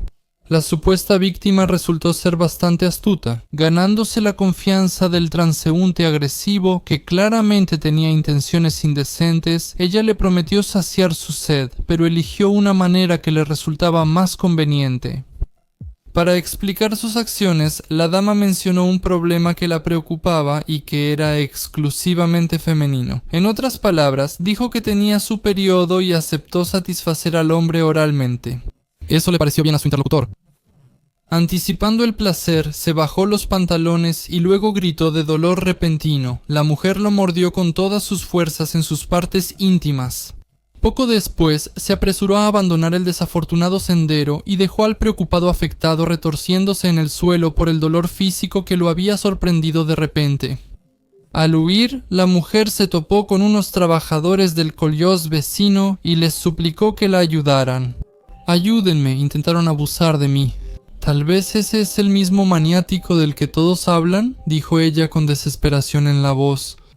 Los trabajadores acudieron de inmediato a las autoridades correspondientes y los agentes de la policía, al responder a la denuncia, elaboraron un plan para atrapar a la persona sospechosa. La víctima también decidió no quedarse de brazos cruzados y con entusiasmo compartió las responsabilidades de los guardianes del orden. Sorprendentemente, en cierto momento logró reconocer en un hombre que cojeaba de una pierna y caminaba por las vías del tren a su agresor reciente. «Ahí está, agárrenlo», gritó ella, llevándose instintivamente la mano al pecho. El detenido se comportaba con total calma, sin mostrar ninguna señal de preocupación. Después de revisar sus documentos, los agentes de la ley incluso dudaron de que él pudiera haber cometido algún delito, si no fuera porque una vez más intervino la mujer indignada. «Quítenle los pantalones, yo lo mordí tan fuerte que lo recordará toda su vida». El sospechoso obedeció, aunque con poca disposición, y pronto quedó claro por qué. En sus genitales lucía una marca de mordida casi reciente. Tras una prueba contundente, las dudas sobre la culpabilidad del hombre se esfumaron. Fue arrestado. El agresor de la ingeniosa dama resultó ser un residente de 30 años de la ciudad de Smolensk, Artur Kimovich Kitaev. Después del arresto de Artur Kitaev, salió a la luz todo su pasado criminal, a veces lleno de hechos escalofriantes. El futuro maniático nació en 1962 en la ciudad de Krasnokamsk. Tenía un hermano menor llamado Konstantin. Se sabe muy poco sobre la vida temprana de Kitaev. Sin embargo, hay información de que, a pesar de tener habilidades comunicativas desarrolladas y una mente nada primitiva, ya en su juventud mostraba crueldad y al alcanzar la mayoría de edad, llevó esta característica a delitos concretos acompañados de violencia física, por lo que recibió su primera condena. Después de ser liberado, no hubo ningún cambio en la conciencia de Kitaev. Con la misma iniciativa de antes, volvió a la actividad criminal que ya le gustaba, solo que ahora también reclutó a su hermano. Juntos cometieron varios robos. Aunque el papel de ladrones ayudó al criminal a satisfacer sus necesidades materiales, la falta de respeto por la ley lo llevó de nuevo tras las rejas. Fue condenado a 9 años y enviado a una colonia de régimen general. En 1990, Artur Kitaev logró escapar con éxito y llegó a Perm, donde vivían sus padres. Allí fue a visitar a una conocida y vivió en su casa durante varios meses. En diciembre de ese mismo año, el siguiente lugar de residencia de Kitaev fue la región de Smolensk, donde posteriormente cometería los crímenes más despiadados de su carrera. Al llegar allí, se presentó en la comisaría de policía y se quejó de que lo habían robado. Kitaev mostró la cartilla militar de su padre, quien en ese momento tenía otro apellido. Con base en ese documento le emitieron un nuevo pasaporte sin la marca de actividades delictivas. Kitaev pronto encontró alojamiento en el distrito de Kordimovsky y comenzó a trabajar como chofer en la empresa agrícola estatal Kamensky, con un automóvil de servicio Zavod Imeni Likachova 133 a su disposición. En ese momento mostró lo mejor de su carácter. Era un empleado responsable, un colega agradable y un compañero confiable. Sin embargo, de vez en cuando, quienes lo rodeaban notaban que el estado de ebriedad convertía a Artur en una persona sumamente agresiva que mostraba signos de misantropía. Kitaev claramente sentía la necesidad de perfeccionarse culturalmente. En su tiempo libre escribía poemas sobre la patria, la libertad, el amor a su madre y cumplidos líricos para las chicas, entre las que era bastante popular. Además, se convirtió en algo así como el disc jockey local, organizaba animadas fiestas y elegía el repertorio él mismo. Ahora Artur podía empezar su vida desde cero, tomando el camino de la verdad y la renovación moral, pero una vez más se desvió de ese camino. En el exdelincuente volvió a despertar el deseo de ir en contra de la ley. El oficio de conductor creó todas las condiciones para cometer actos indebidos. Kitaev recorría la región y, al notar chicas atractivas en la carretera, les ofrecía llevarlas. Luego cambiaba bruscamente la ruta y, sin ninguna dificultad, satisfacía sus sucias fantasías. En el distrito de Rudninsky de Smolensk, Kitaev asesinó a Tamara, una joven de 17 años. Al cabo de un tiempo, en las afueras del pueblo de Prelesie, se encontró el cadáver destrozado de una de las jóvenes acompañantes de Kitaev, Galina, de 20 años. En total, en el período de 1990 a 1992, el maniático cometió 6 asesinatos. Solo le quitaba la vida a mujeres. En sus crímenes no fue original y siempre actuaba siguiendo el mismo patrón. Abusaba de la pasajera primero de forma normal, luego de manera pervertida y después la estrangulaba. Dejaba los cuerpos en los arbustos al borde del camino, sin esconderlos. Las pertenencias de aquellas mujeres a las que maltrató brutalmente y les quitó la vida, Kitaev las regalaba como obsequios a esas afortunadas que se entusiasmaban con sus ardientes creaciones poéticas. El 24 de febrero de 1994, por decisión del Tribunal Regional de Smolensk, Artur Kitaev fue condenado a pena de muerte, la cual fue sustituida por cadena perpetua porque se impuso una moratoria a la pena de muerte. El asesino fue trasladado a la colonia penitenciaria número 6, más conocida como Torbeevsky Central. Ahí, Kitaev se ganó una mala reputación, violó el régimen en repetidas ocasiones y frecuentemente daba motivos para recibir una mala calificación por parte de la administración. Fue precisamente durante uno de los conflictos dentro de la prisión que Kitaev, según las conclusiones de sus abogados y de la periodista Elena Masyuk, sufrió una grave lesión en la columna vertebral. Los guardias de la institución golpearon al exmaníaco, que no se caracterizaba por su carácter dócil, y con un golpe de porra le dañaron la médula espinal. Como resultado, el estado físico de Kitaev se deterioró notablemente. Empezó a tener problemas de coordinación motriz y ahora solo podía moverse con la ayuda de muletas. Sin embargo, oficialmente admitió que no tenía quejas contra nadie después de este incidente, justificándolo por la fuerte presión de parte del personal de la colonia. Así, de forma agobiante y monótona, transcurría la vida del maniático encarcelado. Pero en julio de 2019, finalmente se hizo justicia en el caso de Kitaev. Sin embargo, no fueron los familiares traumatizados de las víctimas quienes pusieron fin a su vida, sino, se podría decir, casi un sinvergüenza igual de desalmado. El ciudadano número 29 de Tayikistán, Dustmurod Ilyosov, compañero de celda de Kitaev, no pudo llevarse bien con el bárbaro de Smolensk. Cabe señalar que Ilyosov tampoco se distinguía por un temperamento angelical. Terminó tras las rejas, acusado de quitarle la vida a 4 personas e intentar matar a una quinta. Kitaev le provocaba antipatía a nivel mental y entre ellos a menudo surgían peleas. El enfrentamiento llegó a su punto máximo el 13 de septiembre de 2019. Ese día, siguiendo su costumbre, Ilyosov comenzó a caminar de un lado a otro en la celda, lo que irritó a Kitaev. Incapaz de soportar tal muestra de inquietud, él le señaló bruscamente a su compañero de celda su acto odioso, usando lenguaje vulgar. A Dustmurod no le agradó esa crítica grosera, así que atacó a su acusador dándole 33 golpes con las manos y los pies en las zonas donde se encuentran los órganos vitales. En el hospital intentaron ayudar al prisionero, pero fue en vano. El 29 de septiembre, Kitaev falleció debido a complicaciones provocadas por las graves lesiones que le fueron infligidas. Más tarde, en la audiencia judicial, recibió 14 años adicionales de prisión a su cadena perpetua por esta decisión. Shizny Ilyasov nunca se quedaba sin palabras.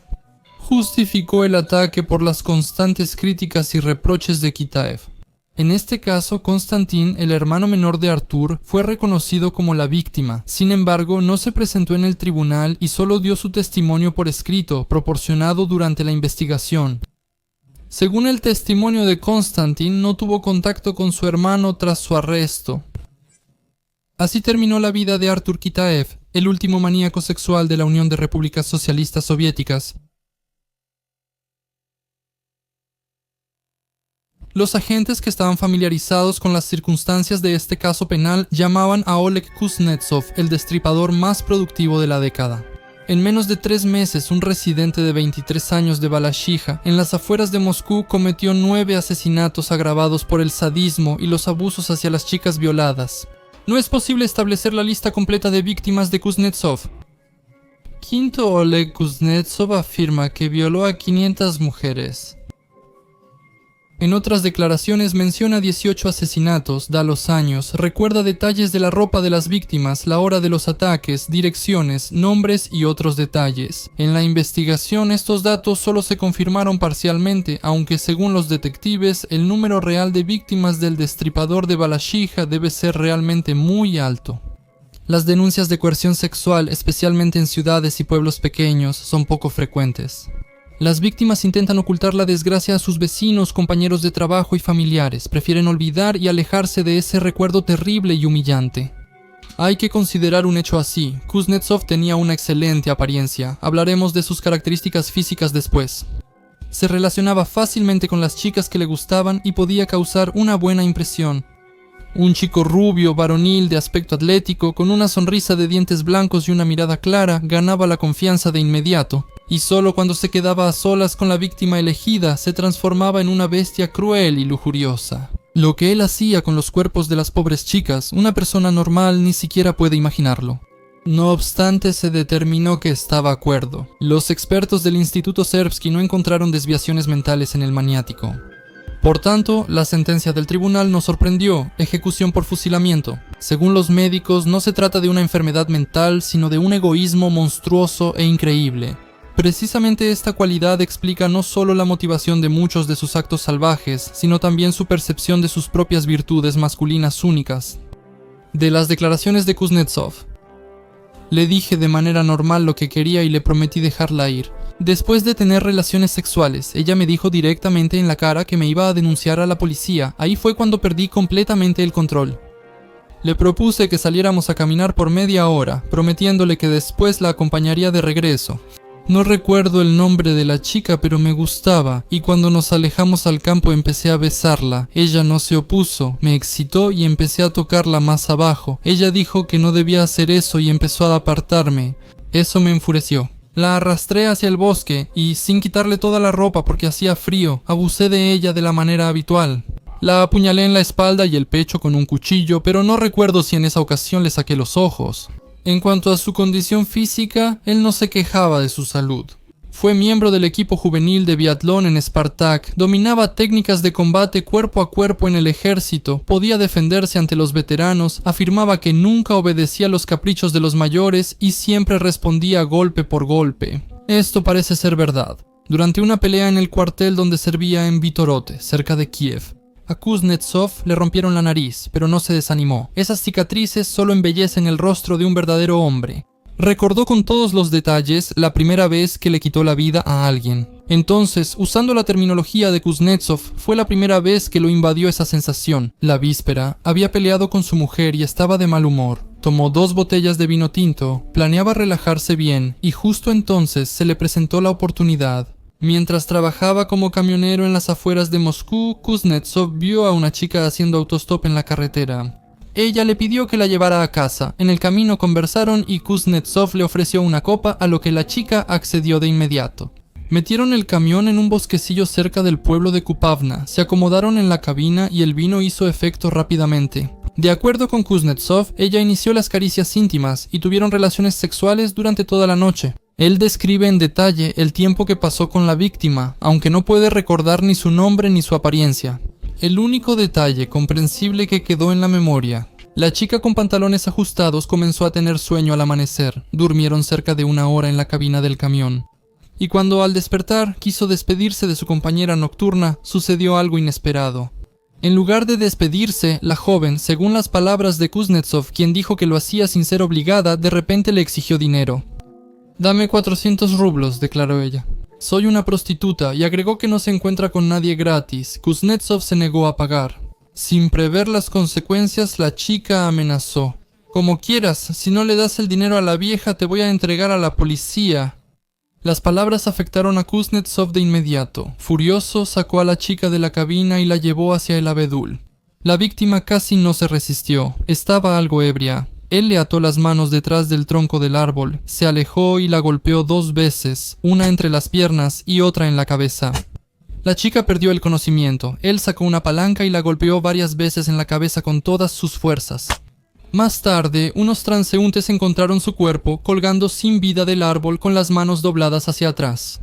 Las muertes habían comenzado. Tras el asesinato en Kupavna, hubo un periodo de calma. Pero una noche, en Balashija, en una parada de autobús, el maníaco esquizo se encuentra con una vieja amiga que alguna vez lo trató con desprecio y se besaba con otros frente a él. Kuznetsov la reconoció y saludó, pero ella no respondió y siguió de largo. Del relato de Kuznetsov, le pregunté qué significaba su comportamiento, por qué me despreciaba. Ella intentó huir, pero la alcancé y saqué de mi chaqueta una navaja. No quería cortarla, solo asustarla, pero ella tiró el cuchillo y después no lo encontré. Entonces la llevé a un lado de la carretera y le expliqué que me había comportado como una persona con ella, que no la había obligado a tener relaciones sexuales. Y como ella se portó conmigo como una cerda, entonces la voy a castigar. Después de tener relaciones sexuales, ella no se resistió, la puse de rodillas y tuve sexo con ella por detrás. Solo duró un par de minutos. En realidad no la deseaba, simplemente la castigué así. Cuando se levantó, le dije que esa sería la lección número 1. Luego la golpeé un par de veces en el estómago y en la cara, diciéndole que esa era la lección número 2. Ella me pidió que la dejara ir, jurando no ir a la policía. Le creí y se marchó. Al día siguiente, la policía inicia la búsqueda del maníaco, quien sospecha quién proporcionó la información. La chica todavía tenía el número de teléfono de casa de Kuznetsov desde hace tiempo. Un policía llega a la casa de un hombre, quien se esconde siguiendo el consejo de un amigo. Primero se queda con una conocida en Balashija, y después de que casi lo detuvieran los agentes, Kuznetsov se va a Kiev. Allí, desde la época de sus ausencias no autorizadas en el ejército, como él llama a sus salidas de la unidad militar. Tiene bastantes amigas conocidas. Sin embargo, en la capital de Ucrania no iba a las viejas direcciones, prefería nuevas impresiones y nuevas aventuras. En Kiev conoce a Alain directamente en el autobús. Desde el primer día tienen una excelente relación, incluso presentan una solicitud en el registro civil. Pero poco a poco su nueva amiga empieza a irritarlo, pierde el control sobre sí mismo y ocurren peleas frecuentes. Según Kuznetsov, se bloqueaba. Tras acompañar a Ala al trabajo, sale a buscar por su cuenta. El resultado, 4 vidas arruinadas. Las víctimas no solo fueron violadas y asesinadas, sino que también fueron torturadas con especial crueldad. El maniático les cortaba los párpados con un cuchillo, les sacaba los ojos, les metía palos en los órganos sexuales para destruir las huellas de semen. Escapar era inusual. Kuznetsov no recuerda los abusos típicos, eran episodios comunes. Después de otro crimen, cuando despojó a la víctima, le quitó las botas a la chica muerta, sacó la cartera de su bolso y le arrancó el crucifijo del cuello. Él regresa a Moscú. Antes de ser arrestado, aún tuvo tiempo de deambular libremente. Durante sus ataques salía a la calle. El lugar favorito para conocer a las chicas que le gustaban se convirtió en la zona del parque Ismailovsky. Hace propuestas indecentes, se enfurece si lo rechazan, viola y temiendo ser descubierto de nuevo, les quita la vida. A una de sus víctimas, el sádico le introduce un palo en la vagina a una profundidad de 62 centímetros. Precisamente después de este crimen, según sus propias palabras, sale a tomar aire fresco. Los últimos de los 10 asesinatos comprobados por la investigación, Kuznetsov los comete cerca del complejo comercial y hotelero Ismailovo. El inicio del encuentro es tradicional. ¿Tienes un cigarro, por favor? Las chicas, amigas entre sí, le ofrecieron un cigarro, pero para su desgracia fueron demasiado juguetonas. No hace falta nada más. Él quería mucho a las amigas, en especial a la más joven. Pasearon por el parque. La que le gustaba se adelantó un poco. La segunda caminaba a su lado. Él sacó un cuchillo. ¿Para qué?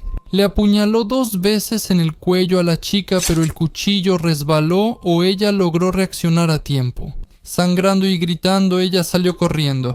Ahora solo quedaba Tarad en manos del maniático, quien fue a buscarla para que saliera a tomar aire fresco. Él arrastró a la chica hacia lo profundo del bosque. 2 veces intentó escapar, por lo que de inmediato recibió un golpe en el estómago con fuerza. Después de eso, la víctima quebrantada no intentó escapar. Kuznetsov le ordenó desnudarse. Ella se quitó la ropa, se acostó sobre ella, no gritó, no lloró. Después de hacer lo suyo como hombre, sacó un cuchillo y la apuñaló 2 veces. La chica, a quien la desesperación le dio fuerzas, intentó escapar, pero el biatleta de alto nivel, por supuesto, no le dejó ninguna oportunidad. La víctima, como otras, suplicó piedad y prometió no denunciarlo, pero él no le creyó. Al final, asegurándose de que la chica no mostraba signos de vida, le sacó los ojos y se fue. Lo detuvieron temprano en la mañana del 26 de marzo de 1992. Los agentes de la policía criminal lograron averiguar la dirección donde Kuznetsov vivía con una amiga compasiva. Al subir al tranvía, los agentes le pidieron su boleto. Kuznetsov reconoció de inmediato a quienes estaban frente a él y no opuso resistencia. En su bolso encontraron el cuchillo con el que fue asesinada la última víctima y hallaron otras pruebas. Y más tarde, en un rincón apartado del parque Ismailovsky, él mismo mostró el cuerpo de la joven enterrado en la nieve. Este crimen se supo solo después de la confesión de Kuznetsov en sus declaraciones. El maniático decía que quería conocer chicas de buena manera, esperaba que eso le ayudara a calmarse. Pero sucedió que ellas le llevaban la contraria y él perdía el autocontrol y el control sobre sus acciones. Después de su arresto, Kuznetsov confesó todos los asesinatos y abusos, incluyendo aquellos que eran desconocidos para las autoridades, e indicó los lugares donde cometió los crímenes. Durante el registro se hallaron pertenencias femeninas en el hogar del maniático. El 1 de diciembre de 1993, el tribunal sentenció a Oleg Kuznetsov a la pena de muerte por fusilamiento, pero fue salvado por la moratoria sobre la pena de muerte. La ejecución fue reemplazada por cadena perpetua. Cumplió su condena en la colonia de régimen especial, Colonia Correccional 1, zona de Mordovia, en el pueblo de Sosnovka, distrito de Subovo-Poliansky, República de Mordovia. En prisión no admitió su culpabilidad, no recibía visitas ni paquetes y apenas hablaba con sus compañeros de celda. Murió el 4 de agosto del año 2000 por insuficiencia cardíaca. La muerte de Kuznetsov se hizo ampliamente conocida solo hasta el año 2019. Tania Tkacheva, una niña de 6 años, visitó a familiares en Moscú con su mamá y hermano. A finales de junio, con los otros niños en casas de campo y campamentos de pioneros, Tania creaba sus propios juegos. Lo que más le gustaba era subir y bajar en el elevador, arriba y abajo. Una mañana de verano, tras el desayuno, salió a pasear y no volvió.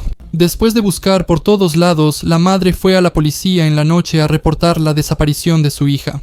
Pasaron 2 días más en una espera angustiante y con la débil esperanza de que todo se resolvería, de que la pequeña niña del pueblo simplemente se había perdido en la ciudad desconocida, y que pronto la encontrarían, que si había pasado alguna desgracia sería algo que se podría solucionar. Al tercer día, en un cobertizo abandonado cerca de la casa, hallaron la cabeza y pierna derecha de una niña. Eso era lo que quedaba de Tania. Y al día siguiente, en un pozo séptico fuera de uso, que estaba a 30 metros del cobertizo, encontraron las demás partes del cadáver. La autopsia forense determinó que la muerte de Tania Tkacheva ocurrió entre 2 y 4 horas después de que comió y 2 o 3 días antes de que la encontraran. Eso significaba una cosa: la niña fue privada de la vida el 22 de junio, alrededor de las 12 del día. Los restos tenían un aspecto inusual para este tipo de casos. Según los expertos, el cuerpo fue lavado con agua. Todos los hallazgos aterradores, sin estar cubiertos ni envueltos en nada, indicaban que el asesino debía ser diferente a las personas comunes. En el bolsillo del vestido de la niña asesinada hallaron un reloj sin cristal, un envoltorio de dulce y una copeica. Ninguna de esas cosas pertenecía a Tania. Y otra pista para la investigación: trozos de periódico en los restos. En los pedazos se veían claramente manchas de sangre. No fue difícil determinar el nombre de los periódicos, Izvestia y de la Rusia soviética, así como las fechas en que salieron a la luz. La pista era que en la zona de Shchukinskaya no se vendía el periódico Izvestia en ese momento, lo que sugiere que el criminal probablemente era suscriptor de ese periódico. La investigación también partió del hecho de que el criminal vive cerca, probablemente también trabaja en algún lugar cercano y posiblemente tiene un automóvil y usa un garaje. Y finalmente se consideró la versión tradicional de que el criminal había sido procesado anteriormente por abuso de menores o sufría de trastornos mentales. Al principio había varios cientos de sospechosos, luego el círculo se redujo a 47 personas, después a 12 y finalmente quedaron 5 hombres, cada uno de los cuales podría ser el criminal. Pero ninguno de estos hombres estuvo involucrado en la muerte de Tania, y la versión de los Don Juanes fue descartada rápidamente. La búsqueda duró más de 6 meses, cuenta Friedrich Svetlov, hasta que quedó claro que el mayor interés lo representaba Lavrentiev, una persona reservada, introvertida y poco comunicativa, muy ensimismada. Se casó a los 47 años debido a que su madre no se lo permitía antes. Pudimos obtener información de que Lavrentiev salía de la ciudad y practicaba bestialidad. También sabíamos que no podía pasar tranquilamente junto a una niña, siempre volteaba a mirarla. Vivía en el edificio de la tía Tania Tkacheva. Desde joven se sintió diferente a los demás. Le confesó al psiquiatra forense que temía a las mujeres y no sabía cómo acercarse a ellas. Eso me preocupaba. No podía permitirme lo que se permite un hombre soltero. Mi madre se oponía. Ella vivía sola. Mi padre se había ido hace mucho. Ella tenía más de 50 años. Sentía que yo sufría y permitía algunos actos sexuales conmigo. Ella me ofreció: ven, es difícil para ti vivir sin casarte. Déjame facilitarte un poco la vida. Ella decía que cuando se casara todo le saldría bien, pero en realidad a él no le iba bien.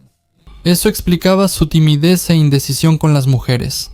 Siendo religioso, Lavrentiev consideraba inaceptable tener una relación extramarital. ¿Acaso Dios lo castigaría por ello? Le preguntaba el psiquiatra: ¿por qué dice que en vano? ¿Así? Yo sabía que eso estaba prohibido, respondía ofendido Lavrentiev. Tenía otros principios sobre ese tema. La relación con su madre duró casi 12 años. Luego sintió que empezó a sentirse atraído por las niñas. A ellas no les tenía miedo, como a las mujeres. Según Lavrentiev, era más fácil lidiar con niñas débiles. ¿En qué se manifestaba la atracción por las niñas?, preguntó el psiquiatra. No era una excitación sexual directa, reflexionó Lavrentiev. Pero sí había deseo y placer. Tocaba mi órgano sexual, lo frotaba y rara vez metía el dedo medio. Todo eso era un placer, no había relaciones sexuales normales. Él observaba durante mucho tiempo cómo las niñas pequeñas jugaban sentadas en cuclillas. Imaginaba escenas en su mente y un día, paseando cerca del estanque, se atrevió. Esperó a una niña de preescolar entre los arbustos y le propuso: vamos. Le dije: muéstrame. Quizás le prometí algo. Primero una niña, luego otra. La primera se fue corriendo y la otra dijo que sí, se quitó los calzoncitos, luego gritó un poco. Hubo sangre, y así terminó todo, concluyó Lavrentiev. Normalmente siento un placer, como si estuviera viendo una imagen bonita. Él compraba 2 boletos en la taquilla del cine y esperaba a las chicas afuera para invitarlas a ver una película. Casi siempre adivinaba sin error a la que aceptaría. Iría y no le contaría a nadie. Normalmente elegía la penúltima función matutina, y sentado en la sala oscura y casi vacía le mostraba a Dasha que hiciera eso contigo. La primera chica adolescente que eligió de un grupo de amigas cerca del cine aceptó cínicamente. Dame un rublo y con Soska también. Después de la función, Lavrentiev llevaba a la chica a una banca apartada, le cubría las piernas con el abrigo que usaba incluso en clima cálido y recibía su gratificación.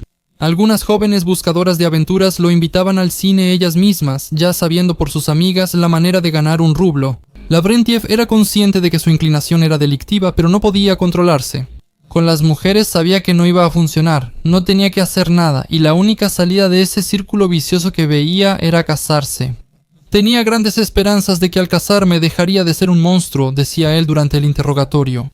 Su prometida fue la primera mujer adulta a la que se atrevió a besar, pero en la noche de bodas tuvo un fracaso. La situación se repitió la noche siguiente, su esposa aún era virgen, solamente en el tercer intento tuvo éxito. Pero para la concepción no es necesario un acto sexual completo. Y en 1953 tuvo una hija que murió durante el parto debido a una patología grave. Desafortunadamente, la esperanza de un matrimonio normal no se materializó. Lavrentiev no se sentía un compañero completo en la intimidad. Hasta un comentario sutil o un deseo de su esposa, expresado en un momento íntimo, representaba otro fracaso para Lavrentiev como marido. Él acudió a especialistas por su impotencia, siguió un tratamiento, pero todo fue en vano. Y de nuevo empezó a fijarse en las chicas.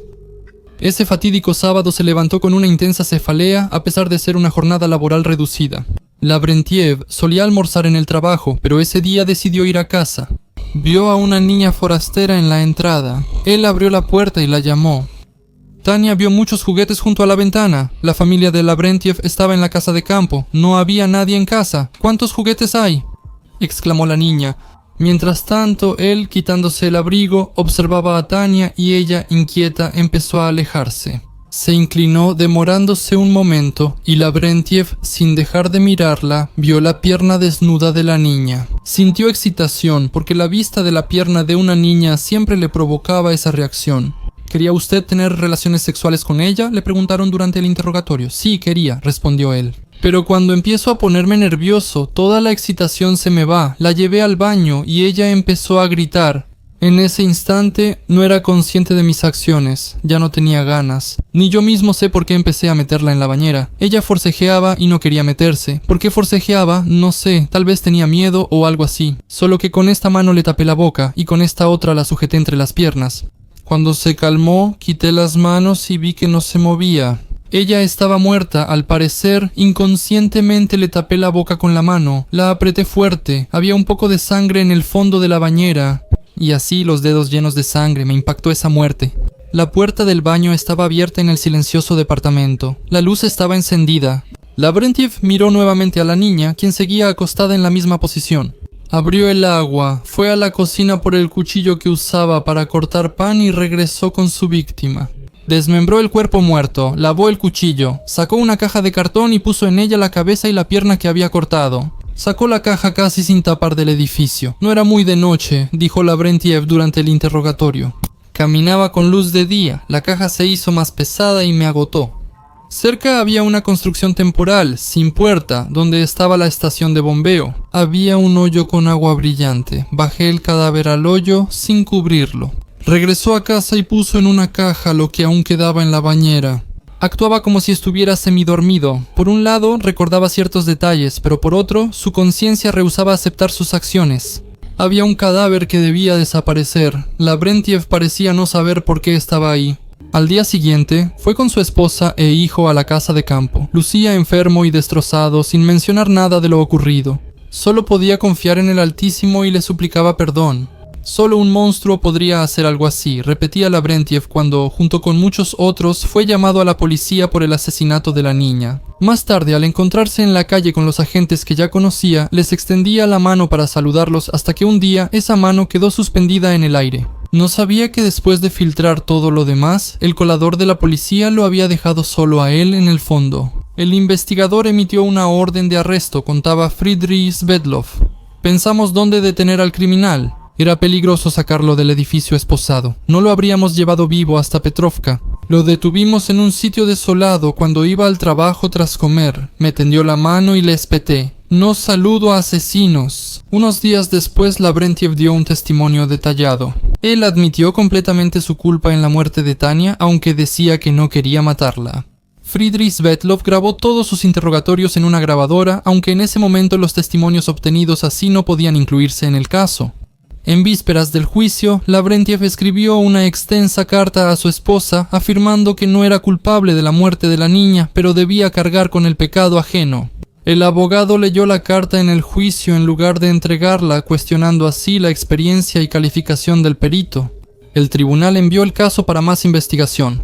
Desde la celda, Lavrentiev escribió una queja a la fiscalía, alegando que se usaron métodos de investigación no permitidos contra él y que hubo amenazas de hacerle daño a su hijo. El caso llegó al ministro del Interior, donde las grabaciones de los interrogatorios en cinta, sin amenazas, fueron de ayuda. Una nueva pericia realizada por una comisión confirmó las conclusiones del perito. El cuchillo incautado a Lavrentiev fue utilizado para descuartizar el cuerpo de Tania.